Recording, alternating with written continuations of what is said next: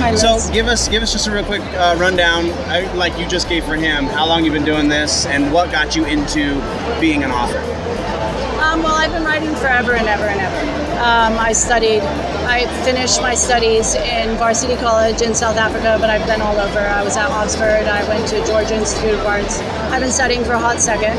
I actually originally got my scholarships and got all my ins into schools in art. Right.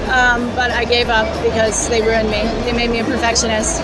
I can really find a good artist though. I feel like that's my talent, my witchy powers. I can really spot talent. We started with Ancient Dreams. I wrote the script. My sister Claire actually worked with Thomas Tull when he set up Legendary Pictures. Okay. So when I wrote the script for my Greek mythology, she gave it to him. And he told us, do you want it to be $1 million, purchase or whatever, and then you're out? Do you want to just do a script, or do you want to be J.K. Rowling? Do you want to call it classic? And I was like, well, I want to call it classic. And he was like, well, I didn't know anything about the cons except, I love Turner. I came a few times for a few things, but I didn't know what this world really was. And I didn't know what I was doing. So I called Don McTeague and Mike Crome. They're friends I've known my whole life. They're now very popular artists in the industry. They helped me put together Ancient Dreams. You're filming me, right? I absolutely am. Here and here. They helped me put together Ancient Dreams. It is covered, so I can show it. It's not actually an 18 and up series, though it does deal with Greek art, and Greek art was nude, so there is no nudity in either of these books, but it's well covered. But I get a lot of trouble for that. That was going to be where I kind of took this. So you took it there already. So let's talk about that for just a little bit. I'm a student of art. We've been drawing nudes for 10,000 years. For thousands and thousands of years. The Renaissance powered nudes. If you go to the Egyptian pyramids, which I have been and looked on the walls, those drawings have the nudist heads and the naked boobies. The art was considered beautiful. I'm not bashing any form of religion, but telling someone that it's not okay to look at or not okay to have on a sculpture is more degrading to women than just about anything else, because it's beautiful. Now, and I deal with goddesses. Yes. And you can't really put that many clothes on a goddess. You can't tell a goddess to get dressed. They just didn't wear a lot of clothes. So. And then I do have a series with nudity in it, which is Geisha Girls, and I went all the way there. I deal with the entire mythology of Geisha, which is a beautiful mythology. It's also dragon lore from the Japanese perspective. I grew up in Japan, so this series I loved writing. That's really cool. So that the devil's advocate in me says that, and I actually sat in on a brilliant panel yesterday who kind of put it in a different perspective for me of it is beautiful, it is wonderful for women to be empowered and to feel absolutely empowered. The issue comes when they are relieved of their agency. Oh, correct. You never need to lose your grace. Right. But my stuff has none of that in it. What you see in mine is Da Vinci quality. It's a painting. It's beautiful. My books are drawn that way. The interiors of my books are drawn that way. Have you done any of the art yourself, or do you always hire out your buddies? I did the art initially for the concept pieces. Some of them, a lot of it is my designs, obviously.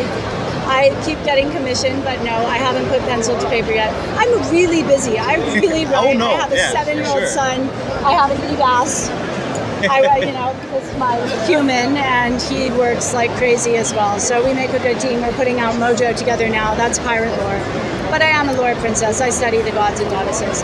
And the thing about it is I'm not women's led. I do not want to see a women basketball team play a net. I do not want to see that. If it's a female mechanic, I don't mean to be mean to women, but there's some badasses. Don't get me wrong. Right. There's some hella badasses, but overall, come on. I opened the lid of a car. You've got to be kidding me.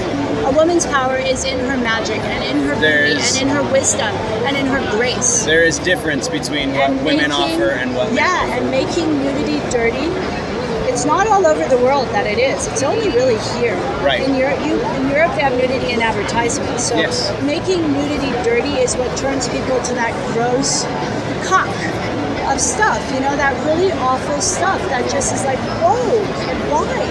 Because why did you take it there? If you would have left it beautiful and magical, but if it becomes sinful, then sinful is dirty.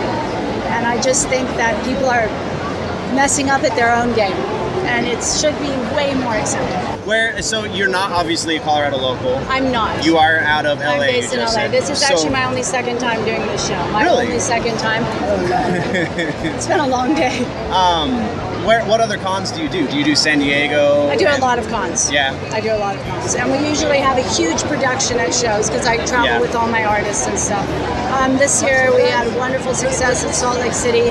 Dan Farr has an amazing show. Did you get a lot of flack in Salt Lake? Oh no, my nude series sells the best there. I also like cover Salt Lake as well. And it's a really, really interesting con. Oh, my nude series is a hot topic over there. They love it. Because people do love it. I'm sure that this country is 100% ready for it. It's just a few sticks in the mud that need to shoo away. It's the vocal minority. Yeah, and the magic people down here, I tell you what, they don't care. Oh, I'm sorry. You're fine. I smacked the mic, everybody. But other than that, the storylines are amazing. They're all about magic, and it does show women how to empower themselves by using other tools besides stomping their feet for rights that aren't going to get you anywhere. Very eloquently put. I believe that is everything. Where can we find you? Website, I was Twitter? telling you about shows. Oh, yeah. Yeah. Sorry. Also, I was just recommending Kansas City. It's Chris Jackson's show. That was really wonderful as well. And C2E2 was pretty freaking good. Yeah? I love the people in Chicago. My Facebook is Rothic.com. Everybody who buys my series calls them Rothic novels, and they call themselves the Rothites. So hopefully I did start a cult classic, and it will go far forward from here. We're finally in Diamond, so you can order a remake through previews. It's actually on the main section of the floor, even though it's 18 and up.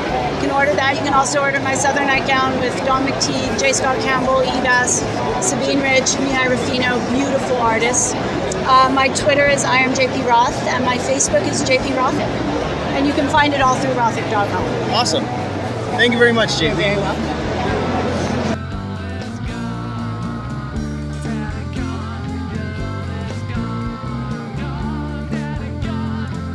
Hey guys, thanks for checking out my video. Don't forget to click subscribe, check out anything else I've posted, and remember, if it's generally nerdy, it's probably here.